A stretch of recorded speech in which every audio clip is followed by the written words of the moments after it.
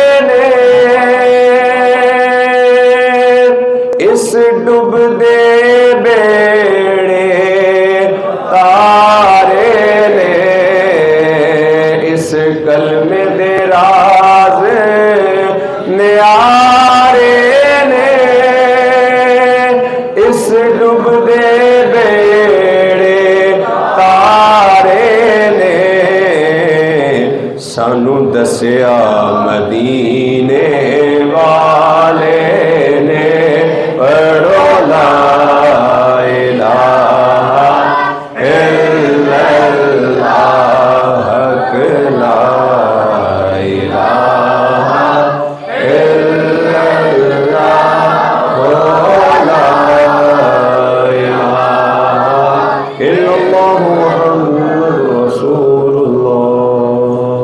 کوئی گل باقی رہے گا نہ چمن رہ جائے گا، کوئی گل باقی رہے گا نہ چمن رہ جائے گا، پر رسول اللہ کا دین حسن رہ جائے گا۔ اطلسو کم خواب کے پوشاک پہ نازاں نہ ہو، اطلسو کم خواب کے پوشاک پہ نازاں نہ ہو، اس تنے بے جان پر خاکی کفن رہ جائے گا۔ بعد حمد و ثنا اللہ جل جلالہ وعم انوالہ وعظم شانہ واتم برہانہ، و درود و سلام تاجدار انبیاء احمد مجتبیٰ جناب محمد مصطفیٰ صلی اللہ علیہ وآلہ وصحبہ وبارک وسلم، آپ کی اس خوبصورت مسجد کے خوبصورت خطیب اہل سنت حضرت علامہ مولانا قاری امجد علی نقشبندی صاحب اطال اللہ عمرہ، آپ کے حکم پر یہاں حاضری کا شرف حاصل ہو رہا ہے، اور آج کی اس مبارک اور مطہر رات کے اندر انہوں نے مجھے کچھ معروضات آپ کے سامنے عرض کرنے کی سعادت اور یہ موقع انہوں نے عطا فرمایا ہے، اس پر میں ان کا شکر گزار ہوں۔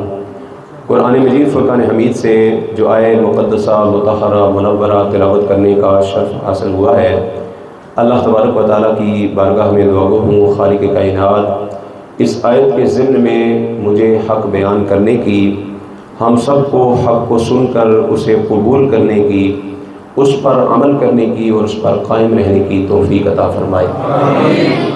حضرات وقار مجھ سے قبل علامہ صاحب بیان فرما چکے، یقیناً کافی حد تک انہوں نے اس رات کے حوالے سے آپ کو آگاہی دی ہوگی۔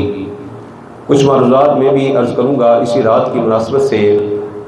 مولا کائنات سیدنا علی المرتضیٰ شیر خدا کرم اللہ تعالی وجہہ الکریم،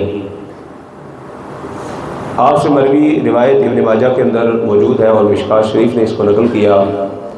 آپ فرماتے ہیں کہ آقا دو عالم صلی اللہ علیہ وسلم نے ارشاد فرمایا، جب نصف شعبان کی رات آتی ہے، یعنی 15ویں رات جو آج گزر رہی ہے، فرمایا اللہ تبارک و تعالیٰ آسمان دنیا پر نزول اجلال فرماتا ہے، اور سورج غروب ہونے سے لے کر طلوع صبح صادق تک اللہ تبارک و تعالیٰ کی رحمت یہ پکارتی رہتی ہے کوئی مغفرت حاصل کرنے والا جسے میں بخش دوں، ہے کوئی رزق مانگنے والا جسے میں رزق عطا کر دوں، ہے کوئی اولاد مانگنے والا جسے میں اولاد عطا کر دوں، ہے کوئی یہ مانگنے والا، ہے کوئی یہ مانگنے والا۔ الغرض ایک ایک اللہ کی نعمت کا ذکر ہوتا ہے اور ساتھ پکار کر کہا جاتا ہے کوئی یہ مانگنے والا، ہے کوئی یہ مانگنے والا۔ اللہ اکبر، یہ کتنی مبارک رات ہے۔ فرمایا ساری رات اللہ تبارک و تعالیٰ کی رحمت یہ پکارتی رہتی ہے۔ عام دنوں کے اندر لوگ رات کے اندر عبادت کرتے ہیں تو رات کے کسی مخصوص حصے کے اندر وہ خاص لمحہ اور خاص گھڑی آتی ہے جب اللہ تبارک و تعالیٰ کی رحمت آوازیں لگا رہی ہوتی ہے، پچھلی راتی رحمت رب دی کرے بلند آوازہ، رحمت منگن والے خاطر کھلا ہے دروازہ۔ عام دنوں کے اندر رات کا ایک مخصوص حصہ ہے جب اللہ کی رحمت پکارتی ہے، لیکن اس سال کے اندر یہ ایسی مبارک رات آتی ہے کہ ساری رات ہی اللہ تبارک و تعالیٰ کی رحمت اپنے بندوں کو پکار رہی ہوتی ہے، ساری رات۔ ویسے تو مقولہ مشہور ہے کہ پیاسا جو ہے وہ چل کے کنویں کے پاس جاتا ہے، کنواں کبھی بھی چل کے پیاسے کے پاس نہیں آتا، لیکن اس رات میں گویا الٹ ہو گیا ہے، گویا کنواں چل کے ہمارے پاس آ گیا۔ اللہ کی رحمت پکار رہی ہے، وہ آؤ بخشش حاصل کر لو، آؤ مغفرت حاصل کر لو، آؤ رزق حاصل کر لو، آؤ شفائیں حاصل کر لو۔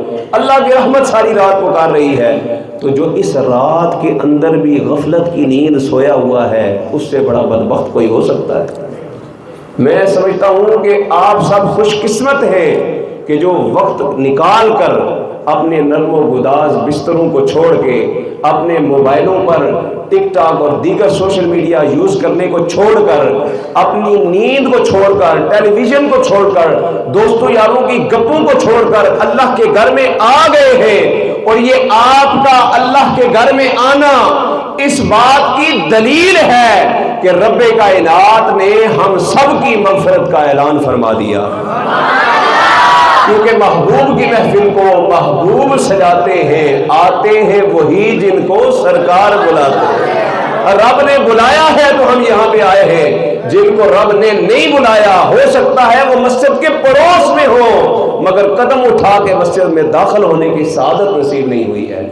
اور جسے رب نے پسند کیا، جسے رب نے بلایا، وہ چاہے تیسری گلی سے آیا ہو، رب کے بلانے پر آیا ہے۔ اور جسے رب نے اپنے گھر میں بلایا ہے وہ نا امید ہو کر نہیں لوٹے گا، یقیناً رب کائنات کی بارگاہ سے آج کی مبارک رات سے مغفرت کا پروانہ حاصل کر کے جائے گا انشاءاللہ۔ اللہ تبارک و تعالیٰ کی رحمت پکار رہی ہے۔ اور حضرت ام المومنین سیدتنا عائشہ صدیقہ رضی اللہ تعالی عنہا، روایت کا مفہوم ہے، فرماتی ہیں کہ میری باری تھی، حضور صلی اللہ علیہ وسلم میرے حجرے کے اندر آرام کر رہے تھے، میری آنکھ کھلی، فرماتی ہیں میں نے حضور کو نہ پایا، حضور بستر پر جلوہ گر نہیں ہے۔ فرماتی ہیں میرے ذہن میں خیال پیدا ہوا کہ شاید حضور اپنی کسی اور زوجہ کی طرف تشریف لے گئے ہیں۔ ظاہر ہے شوہر اگر بستر پہ نہ ہو تو بیوی اٹھ کر دیکھتی تو ہے بھئی خیر ہے کہاں ہے۔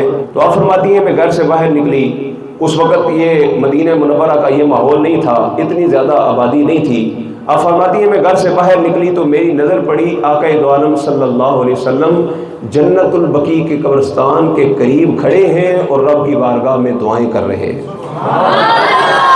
آپ فرماتی ہیں میں قریب گئی اور پیچھے جا کے کھڑی ہو گئی۔ مختلف روایات ہیں، بعض روایات میں واپس جانے کا بھی ذکر ہے، بعض میں وہیں پر کھڑے رہنے کا بھی ذکر ہے۔ فرماتی ہیں میں انتظار کرتی رہی۔ آقا دو عالم صلی اللہ علیہ وسلم جب اپنے رب سے گزارشات کر کے فارغ ہوئے تو آقا دو عالم صلی اللہ علیہ وسلم نے پیچھے مڑے بغیر، ابھی پیچھے مڑے نہیں ہیں، حضرت عائشہ پیچھے کھڑی ہیں، لیکن رب کی عطا سے غیب دان نبی نے پہچان لیا کہ میری زوجہ میرے پیچھے کھڑی ہے۔ اور صرف پہچانا نہیں، یہ تو ہے بھائی پیچھے کون آیا ہے یہ پہچان لیا، ان کے دل میں کیا ہے میرے آقا نے وہ بھی پہچان لیا۔ میرے آقا نے فرمایا عائشہ اے حمیرہ تم نے کیا سمجھا کہ اللہ اور اس کا رسول تمہارے ساتھ زیادتی کرے گا؟ یعنی تم نے یہ خیال کیا کہ تمہاری باری پہ رب کا محبوب کسی اور زوجہ کے پاس چلے جائے گا؟ فرمایا نہیں عائشہ تمہیں معلوم ہے یہ کتنی مبارک رات ہے؟ عرض کی یا رسول اللہ ارشاد فرمائیے۔ تو آقا دو عالم صلی اللہ علیہ وسلم نے ارشاد فرمایا اے عائشہ یہ اتنی مبارک رات ہے، اتنی مبارک رات ہے کہ اس رات کے اندر اللہ تبارک و تعالی قبیلہ بنی کلب کی بکریوں کے بالوں کی تعداد کے برابر مسلمانوں کی مغفرت فرما دیا کرتا۔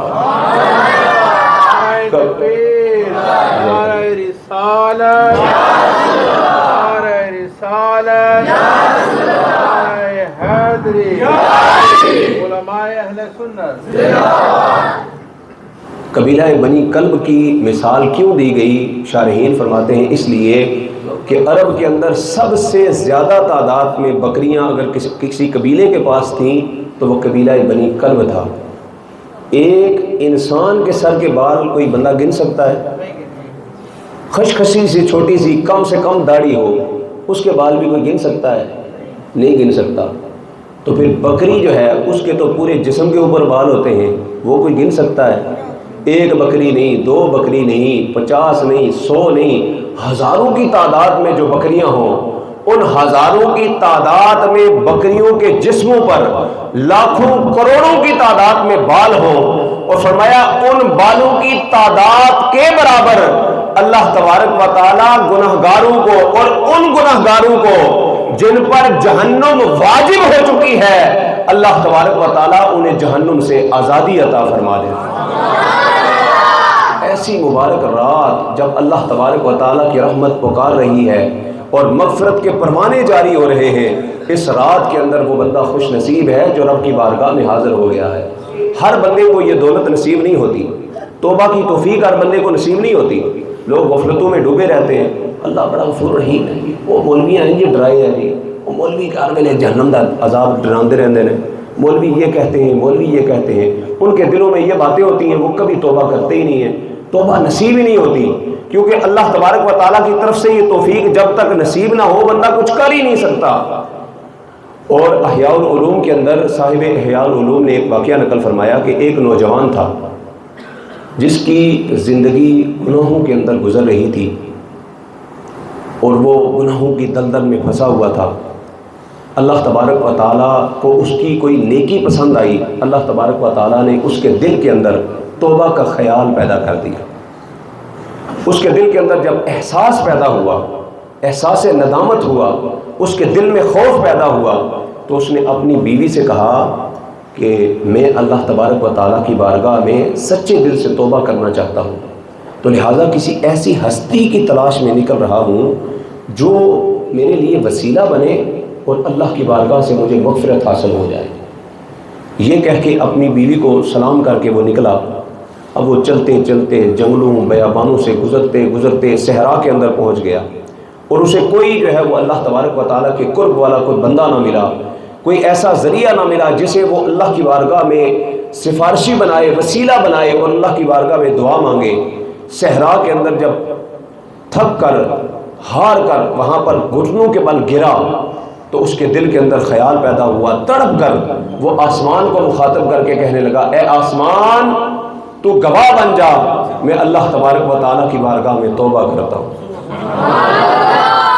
وہ درختوں کو دیکھتا تو درختوں کو کہتا، اے شجر و حجر تم میرے گواہ بن جاؤ، میں اللہ کی بارگاہ میں توبہ کرتا ہوں۔ اور پکار کے کہتا، اے اللہ تبارک و تعالیٰ کے معصوم فرشتوں میرے گواہ بن جاؤ، میرے سفارشی بن جاؤ، میں اللہ تبارک و تعالیٰ کی بارگاہ میں توبہ کرتا ہوں۔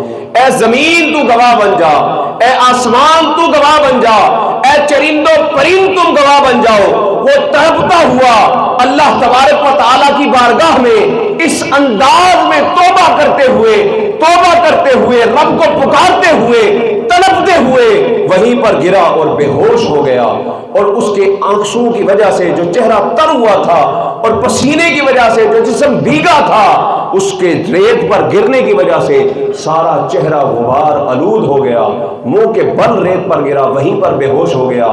اللہ تبارک و تعالیٰ کی بارگاہ میں اس کا یہ انداز مقبول ہو گیا۔ اللہ تبارک و تعالیٰ نے اپنے ایک فرشتے کو بھیجا اور جا کر فرشتے سے کہا، اے فرشتے جا اور جا کر اس کو خوشخبری سنا۔ فرشتہ گیا اور اس نے اس بندے کو اٹھا کر اس کے چہرے کو صاف کیا، اور صاف کر کے اسے کہا کہ میں رب کی طرف سے تجھے خوشخبری سنانے کے لیے آیا ہوں کہ تیرے انداز توبہ نے، گریہ و زاری نے اللہ تبارک و تعالیٰ کی رحمت کے چھینٹے تیری طرف موڑ دیے ہیں، رب کائنات نے تیری مغفرت کا پروانہ جاری فرما دیا۔ اللہ اکبر۔ وہ بخش دیتا ہے گناہ عظیم بھی، لیکن ہماری چھوٹی سی نیکی بھی وہ سنبھال رکھتا ہے۔ وہ بخش دیتا ہے گناہ عظیم بھی، لیکن ہماری چھوٹی سی نیکی بھی وہ سنبھال رکھتا ہے۔ ہم اسے بھول جاتے ہیں روشنیوں میں بھی، پر وہ اندھیروں میں بھی ہمارا خیال رکھتا ہے۔ ہم اسے بھول جاتے ہیں روشنیوں میں بھی، پر وہ اندھیروں میں بھی ہمارا خیال رکھتا ہے. کبھی جو دیر سے لوٹوں تو میری ماں کی طرح وہ میرے حصے کا رزق بھی سنبھال رکھتا ہے.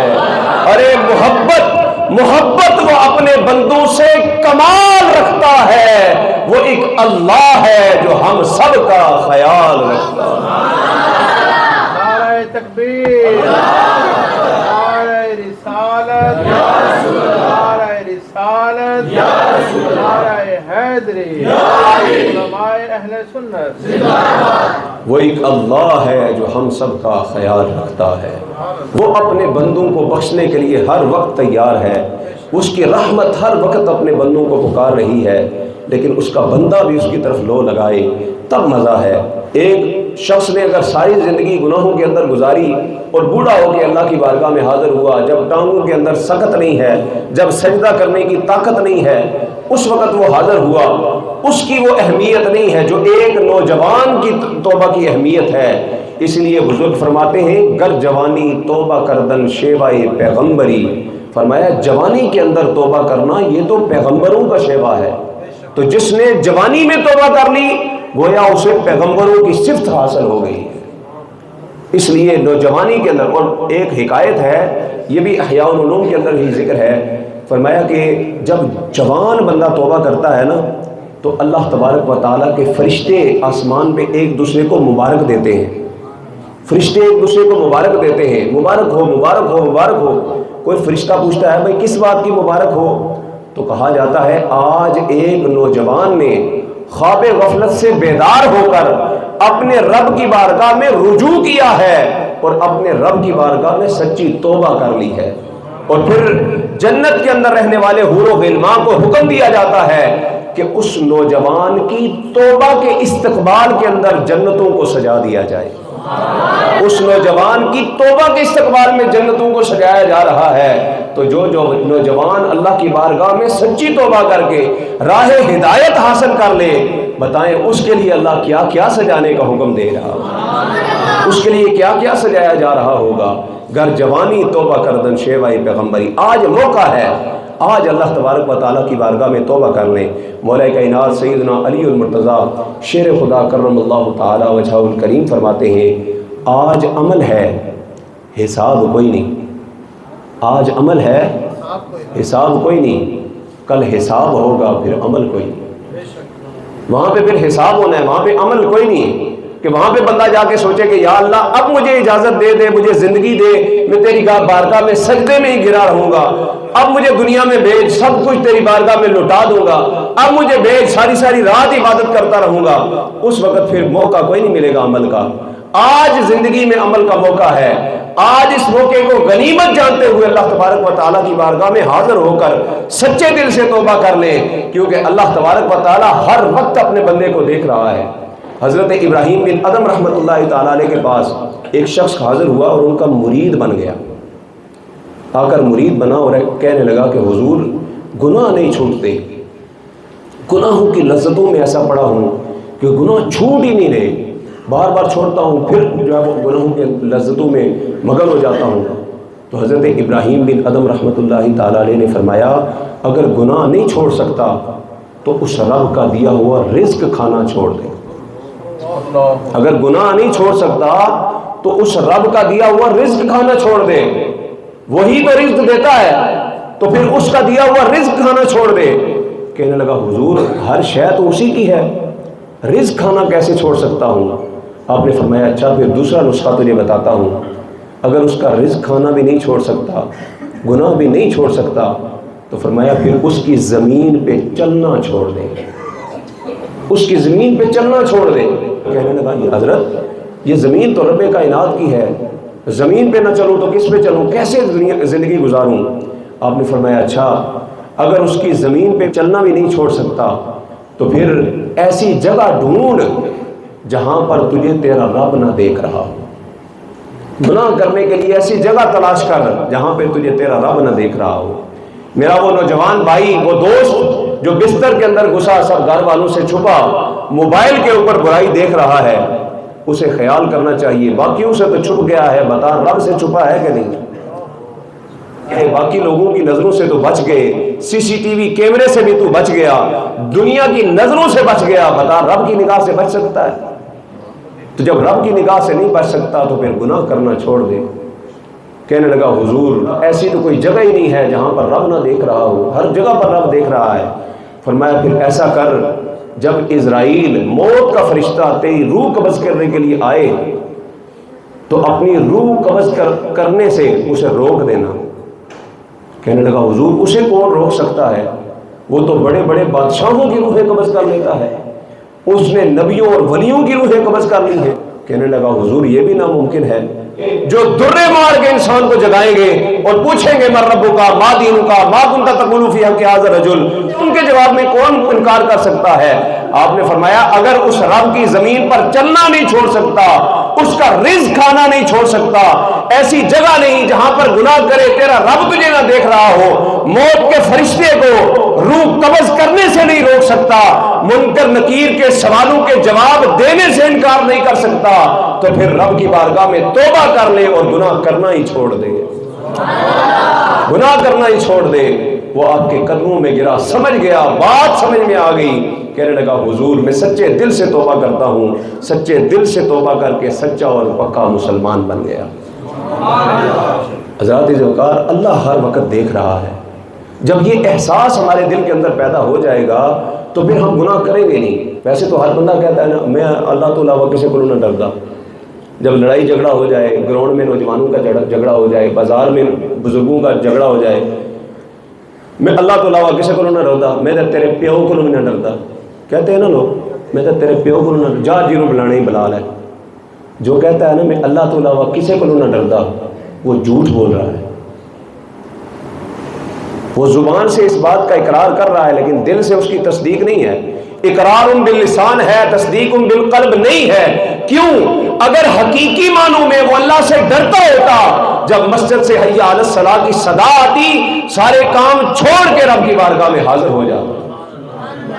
وہ اللہ سے نہیں ڈرتا، وہ زبان سے کہتا ہے لیکن وہ جھوٹ بول رہا ہے۔ وہ کہتا ہے میں اللہ کے علاوہ کسی سے نہیں ڈرتا، میں اللہ سے ڈرتا ہوں، لیکن صرف زبان سے کہہ رہا ہے، دل کے اندر یہ احساس پیدا نہیں ہوا کہ اللہ مجھے ہر وقت دیکھ رہا ہے۔ جب دل میں یہ احساس پیدا ہو جائے گا ممکن ہی نہیں ہے کہ بندہ گناہ کر سکے۔ کو ہو سکتا ہے جس کو پتا ہو میرا رب مجھے دیکھ رہا ہے، احساس پیدا ہو جائے کہ رب مجھے دیکھ رہا ہے، بندہ گناہ کر سکتا ہے۔ آقا عالم صلی اللہ علیہ وسلم کی بارگاہ کے اندر ایک حبشی غلام حاضر ہوا اور آ کر عرض کرنے لگا یا رسول اللہ مجھ سے ایک بے حیائی والا عمل ہو گیا ہے، بے حیائی والا عمل ہو گیا ہے۔